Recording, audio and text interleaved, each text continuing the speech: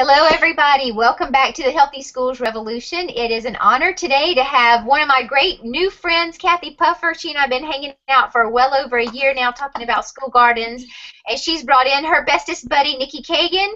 And these ladies are shaking it up in the Hudson Valley area of New York. And they are here to share exactly what's going on. Nicci has, From the Ground Up is her organization. And Kathy, are you Kathy Puffer Inc. right now? Or just Cat? You're just Kathy? Okay, so the screen's flipping back and forth. I apologize for that. Okay, here are the two lovely ladies. All right. Kathy is on the left, Nicci is on the right in the blue. And so, ladies, welcome and thanks for coming to share the changes you all are making in the schools in your area. And Nicci, what would you like to start off and share? Or Kathy, either one of you, sort of tell who you are, what you're doing in the schools, and we'll go from there. Which one of us? We're teachers and parents and teachers and community workers. I'll start. All right. I started as I'm a mother, I'm an artist, and I'm a healthy food advocate. And I too many committees to talk about right now. Oh, wow. But currently I am continuing to support the Roundup Valley School District's gardens and farm to school initiatives. Okay. As well as I'm a chef and I promote local food. Excellent. So I'm a speech language pathologist. I have my training in the medical area as well as the area of schools and working with young children. I specialize in working with children that have both physical and behavioral feeding disorders and issues. Right now I'm working at a preschool that is part of that receives food from the Roundup Valley schools. And what I do is I help children basically learn how to chew and swallow and overcome, their feeding issues that they have. Some of which are really severe. If they even get a touch of pudding on their lips, they would gag. These poor little kids that I work with. But this is my love. This is what I love to do. And I also am a gardener. I love gardening. I just got my permaculture certification and also a certification in hydroponics. I really enjoy volunteering for school gardens here in the Roundup Valley, and I just really love getting my kids working out and gardening too. Well, I think that's the great crossover. What is the great crossover? We're on a little bit of a lag. Yeah, I think that the great crossover for me in meeting Kathy, I met her through our Growers Association, and then she quickly wanted to help grow in the garden because she seems to want to grow everything. She grows garbage and compost and, you name it, Kathy is into learning. She's learning how to do all these things, and it's really awesome. And when she came to the garden to help and volunteer and committed, and she didn't even have kids in the school, I didn't really get it until I heard what she did.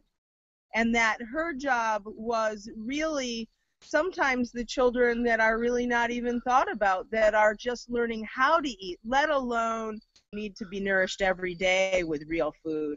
But she was touching those children who were just at the sensation point of how food enters our beingness and nourishes us. So I was really impressed. I hadn't any idea that even existed in our district. So Kathy watches the food very carefully every day. Okay. How is she watching the food every day? Well, it's a one-on-one intimate experience for her with her students. So I'm a mom and I'm at home and I go in and out of the classrooms, and or I'm in a garden. I get reports from my children as to what's happening in school.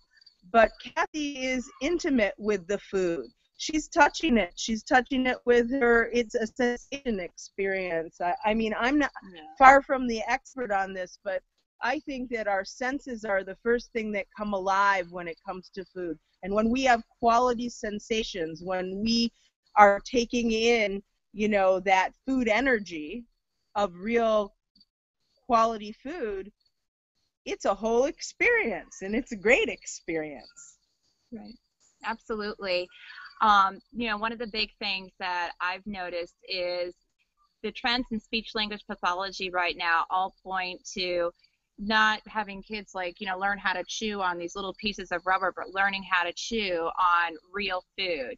Whether or not we take a piece of food and we put in a piece of gauze, or give them a piece of fresh cut carrot, pepper, apple, and having them have that first experience licking the food, that has been shown by research now, and I've been doing this now in my school since 2007. So I've had a few rotations of preschoolers go through, and by far the kids that graduate from my program and are able to have more close to normalized chewing skills and eat a bigger variety of food are the kids that are either sent in with string green beans, the peppers, and are licking and tasting those foods. The children that don't have those opportunities, that only have the opportunity to have like the processed foods or the super sugar sweet foods, they almost like become addicted to it, and it's really hard to get them off, and their chewing skills really max to me. out. They don't have those chances to do that, and they plateau, and then they don't really get much better. They get better up to a certain point, but they don't get that normalized, Fascinating. skills that I really, shoot for and work towards. So it's a really big deal what comes out on those trays, especially since 44% of our kids are on free and reduced lunch, and this is that one opportunity these children have to really experience, nourishment for the majority of their calories that they get during the day, which they may not be able to get, at home on a consistent basis. True. Yeah, well, that you bring up an interesting point, Kathy, and I hear you talking about you're working with preschool kids, and the thought is, okay, well, we have tons of children in elementary school who don't have access to fresh, organic, locally grown produce, and so this taste testing, and Nicci, you can probably attest to this, the digging into their taste testing. The touching of the plants, the licking of the food items actually can acclimate these children and get them over their sort of aversion to healthy foods, right? By letting them have these sensory experiences. So I think we can extrapolate what you're doing with the preschoolers, move it into the elementary and middle school with kids that don't have access to these kinds of food. Would you think that's a safe bet that you could get these other children to try foods based on your discoveries with the sensory? Children love fresh food. It's just so not true. I go into gardens, and what we do is once you engage that child in a song or searching for bugs, or they actually realize that at something that grows in the ground, they can taste it and it has flavor, they're so psyched. I had kids take down a broccoli plant in like seconds, raw broccoli. When we were in the gardens cooking with, at that time, New York State Executive Chef Noah Sheets, he came into a garden in Phoenicia School District, and he was cooking in the garden, and these kids were shouting out to broccoli and onions and things, smells like French fries. And the minute they said that, no matter what it was like the group buy-in to eat it and enjoy it. So there is a group buy-in that happens, and I think, Carmen, as you probably know, taste testing is one of those things that gives kids ownership over their food, that, helps them remember that they can also, we come in with that ability to nourish ourselves. I mean, we need support, but we know what's good for us. So they love the garden. They do, and so tell us, I've never really heard about cooking in the garden. Do they actually have a hot plate on a tray, and they actually literally cook in the garden? We literally cook in the garden. We come in with just, a little frame like a camping stove, and we'll do that, or we'll make sauerkraut. Sauerkraut is great for kids that have aggression that isn't, let out, and so they can just pound and pound away, or squish with their hands. Sauerkraut, so that's just salt and cabbage, and then they let that ferment. But when they're cooking, sure, we're always, and their combinations and their choices are so stunning. They have such great imaginations, way beyond what we've sort of, I have atrophied at a little bit. But you know, it's an open palette, a garden. You know, and I know that you know that because I watched a few of your videos and your engagements with kids. I think making it fun and exciting is one of the keys, and so that's a good lead into sort of you two telling us exactly what you're doing right now in your school garden, kind of how you got it started, who are the key players to get this movement going, how are you keeping this school garden going? Ooh, that's a good question. Yeah. We're keeping it going because tonight, as soon as we're done, I'm going to the next PTA meeting at a school that's not even my school anymore, though it's in the back there. My property abuts the school property, so it's very easy to tend to a school garden or be supportive to that. So I'm going to a PTA meeting right after this interview to talk about who wants to take it on and to help. So I think that the first thing is one other person that, you know, believes in what you believe in, because that's the key. You know, 1 is 4, 4 is 8.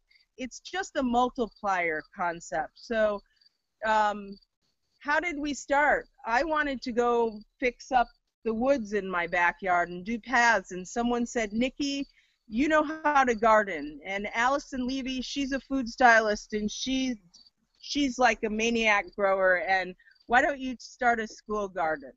So we did, and then very quickly, well, first of all, you have to have your custodial staff on board. You need to have your principals informed. Sometimes you have to appeal to your board of education. And one thing you really need to do is you need to make sure that your district has their wellness policy and their wellness committees meeting, because the wellness committee meets because it's a living document. And this is an opportunity to establish gardens in your district, the quality of food that you're willing to take in, whether you have soda machines in your hallways. It's sort of the magic key is to get parents and students on that wellness committee and ask for what you want. It's a powerful place, you know, as a living document. So that's what we did. And as of this year, we've established our program with the district. At one point, we had all schools operating with gardens. I know you asked on our paper about rollbacks, and I think there's always rollbacks. Tomorrow night I'll be going to the middle school PTA meeting and talking about the garden there. And gratefully, our district has received a sizable grant due to all of the community's work to put in a greenhouse and a cooking lab. So we're very excited about that. And we won Ann Cooper's lunch, I'm not getting it right, but Ann Cooper has a salad bar. Yes, the great salad bar giveaway. Right, the salad bar giveaway. So we have one salad bar. I'd like to see salad bars in all of this. But, you know, basically we started as 2 people. And for me, it was great because when you think about wellness, I was a mom and I chose to have children later in life. And I had a lot of career, and I was home and I was lonely and I didn't know what to do. And this gave me a great opportunity to volunteer and to find it's now been 7.5 years, and I'm doing something I never thought I'd be doing. You know, I'm now a chef with the chef team, and I'm building gardens, and people are asking me questions. And I get paid for that, which is nice too. You know, and that's but a good point, Nicci. Yeah, Say that's it a good point that again. you're bringing up. That it sounds like you have grown in your capacity to understand gardens and cooking. It's been an evolution for you too. So I continue to encourage people that even if you aren't a gardener, even if you're not a chef, that shouldn't preclude you from going out and starting a school garden. Because Kathy, you're learning. You're a mom, and you just learned how to do hydroponics recently. So we all can learn in the whole process. So I love the steps that you've laid out. That you need to talk to the principal and the custodian of the school to make sure that you guys can do this. The wellness committee, when you said the district has a wellness committee, you're talking about the public school district, so would you contact your superintendent to find out about? Yes, you would. And if they're not, if they Okay. don't, if when you call them they don't know what you're talking about, ask them to dig a little deeper, because every school has a wellness policy. Each wellness policy is a living document, which means there should be regular meetings, and those involve health and fitness, all kinds of programs that your district could create. But it's a really great place to go for gardens and the type of nutrition you want your children to be receiving. You can make all kinds of requests, and then when they're put into the policy, they become policy for that year. Okay. And Kathy, that makes me think about you. And when we talked about the cost of the gardening, I have a sheet here that Nicci had sent me about, building this initial garden. Were you there to help start this garden with the building process and the families coming together to help get it started? I came in just this past year at the end of the school year, which is kind of confusing because it's actually the beginning of the growing season in March, after I completed my training in urban agricultural design for permaculture.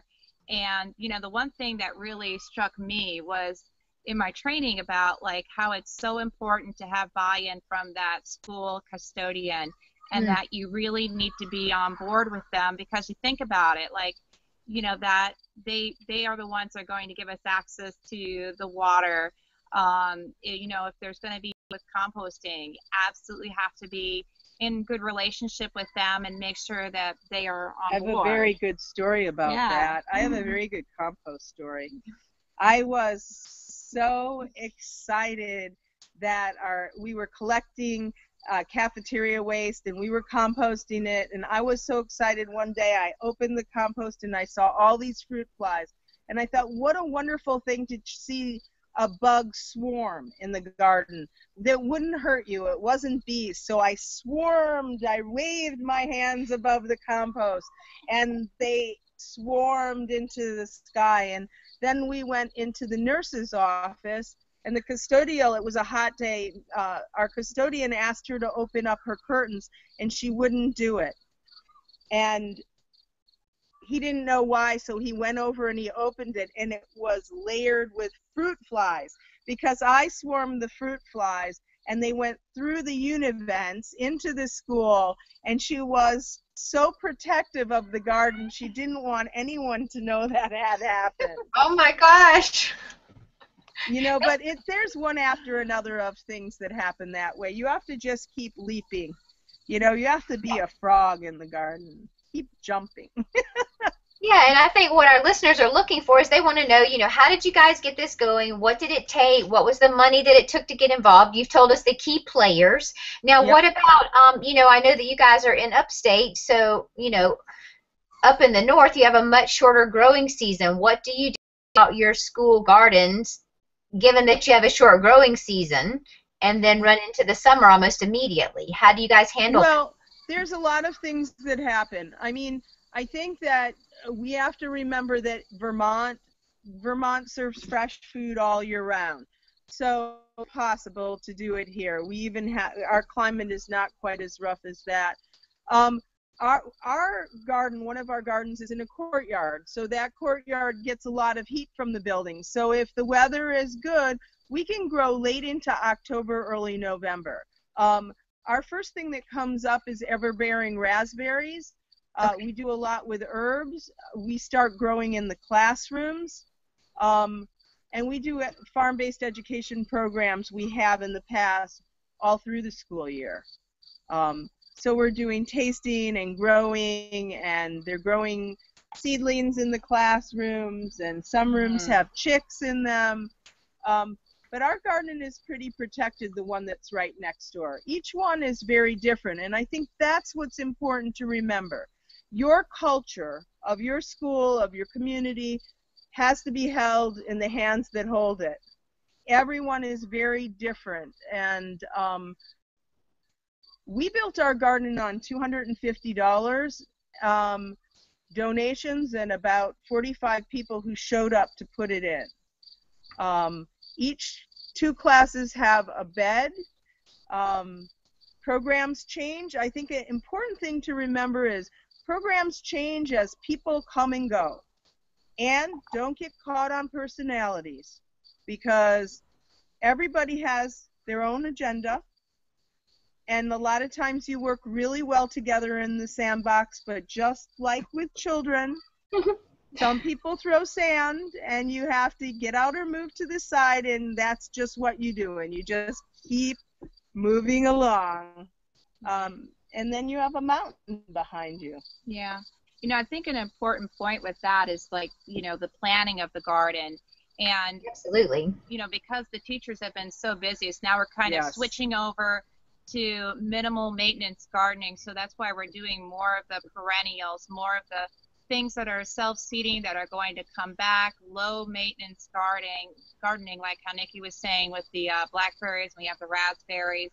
And then, then also thinking about not just, you know, the children that are there in the school, but, you know, the children of nature, and also having our garden be a place for wildlife as well. Like we have milkweed, which is, you know, part of the whole Make Way for Monarchs movement, and bird boxes, and there's plenty of pollinator species out in the garden. So there was tons and tons of honeybees enjoying those beautiful flowers all summer long. And I think it's really important to remember that the garden is a place to learn so many different subjects, from poetry to dance to mathematics. You know, one time we counted potato beetles. You know, we just put them all on a big blue tray, the color of my shirt, and the black stood out, and we counted them. And there's just, you know, it's a great thing to do. It's such a wonderful thing to do. Who can't agree that children need good food? They love growing it. They love that connectedness. It's an awesome thing to do.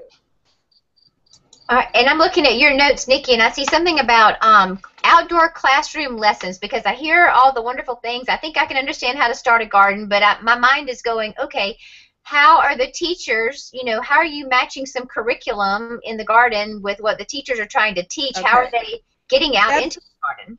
That's a great question, and I'm sure that because Kathy is actually in the system, she can answer it for you, but I also feel that there have been and are so many people for the last 40 years that have been working to get children outside. Time has come. Children need to be outside. And when you call a garden an outdoor classroom, it's a classroom. You're going out there to study, you know? So anything can be brought out there, from counting to poetry to mathematics to regeneration to, you know, looking at worms. You know, it's all out there. So, you know, early on, Allison Levy taught me that it was important to call it a classroom.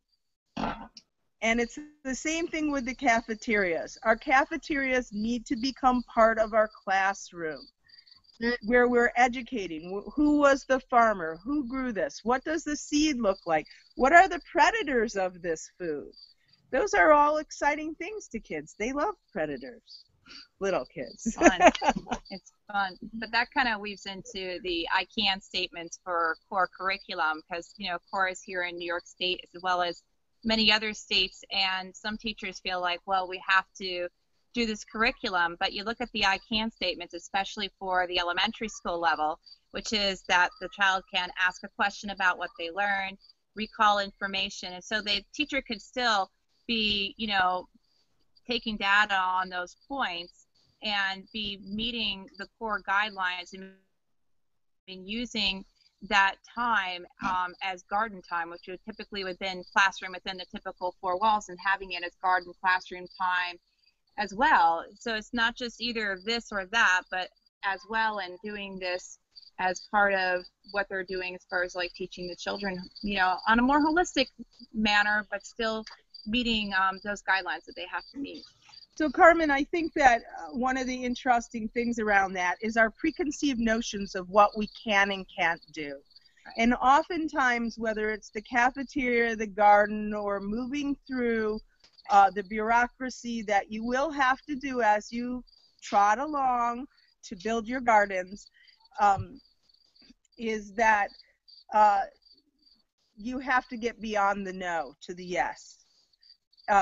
Because and there are proven methods and many, many models from Vermont Feed, Food Every Day, to Farm to School, National Farm to School. You see more and more each day, and you see more and more toolkits that small individual schools have created that you can access. So, and most of everything is free. And so what have you guys used yourselves? I mean, you know, because we're talking sort of esoteric terms, and I want there to be concrete resources for people to go to. So specifically, what have you all used as your resource? So my heart lies in Shelburne Farms, Vermont, which is a farm-based education center that has developed a lot of place-based learning. I also I have a couple basic books, like the Three Sisters books. I didn't pull any of my books. I can zip into my house, but there are many models out there, and I've heard some of the New Paltz teachers speak of a book that, I don't know if you were at the conference I was at, but there are teachers in most districts that I believe understand how to take core and tie it to any type of learning program that can be taken outside. Okay. So we just need to make sure it's much more flexible than we believe it to be.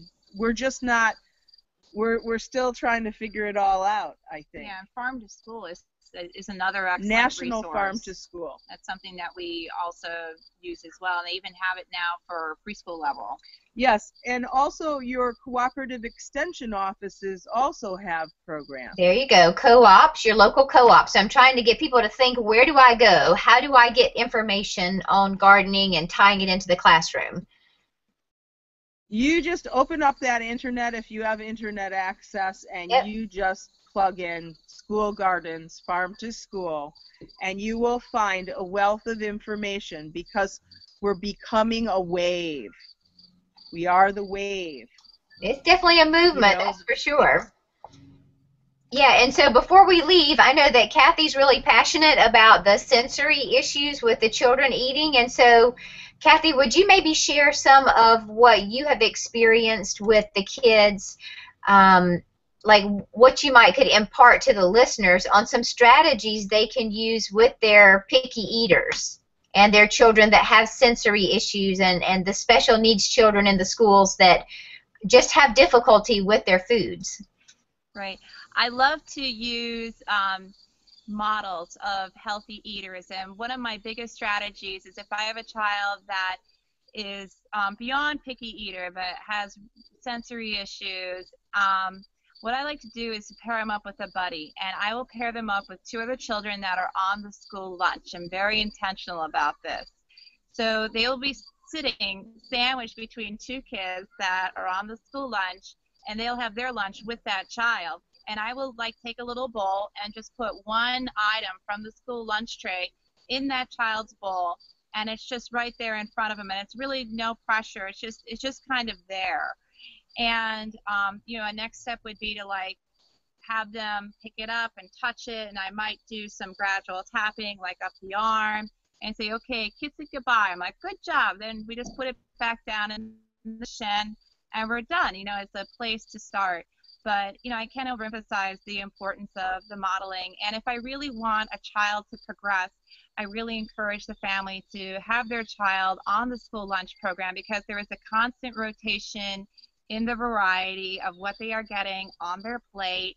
And some parents say, like, well, you know, my child only ate, like, you know, 4 bites today. I feel like it's a waste of money. And instead of thinking it as a waste of money, I want parents to think of it as an investment, as for the future of their child, because they are developing their eating habits for life. By the time a child is 5 years old, those eating habits are very well established, and it's incredibly hard to branch beyond what's already been set by the time the child is 5.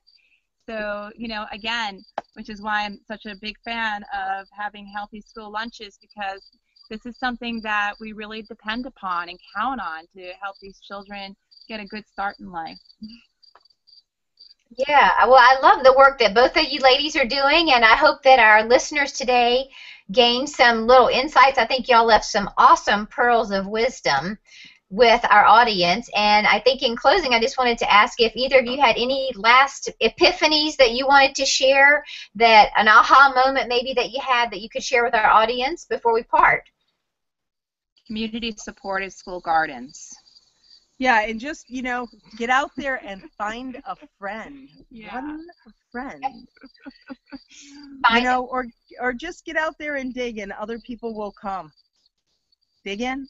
I got it. I love it. I think this is great. So you ladies, you know, I think we have a wrap for today. We're at the end of our time, and I know all the parents and teachers and school administrators and food personnel that have been listening today, they're probably ready to scratch off and go do some other things, but hopefully the pearls that you all shared today will have impact with the audience, and you certainly can find Kathy and Nicci if you look up their area. What's the best way for people to research what you all are doing? Rondout Valley Growers Association. Okay. Right. Chefsconsortium.com. Okay. Chefs Consortium and Rondout, R-O-N-D-O-U-T, Rondout Valley Growers Association. Yes. I know my southern. Yep. .org. .org. Okay. Email us. Or just you email can email me. Yeah. I can't speak for Kathy. You can email me. Yeah. We'll have your contact information on right below on the speakers page, so everybody has access to you all and can sort of follow what you're doing. And I will again want to thank you for your time in participating in this movement and for caring so passionately about all the kids and helping all of us figure out how to get the kids healthy. So thanks again for being in the trenches and for being with us today. Thank you, and Thank have you. a great day. All right, y'all have a great one. Bye.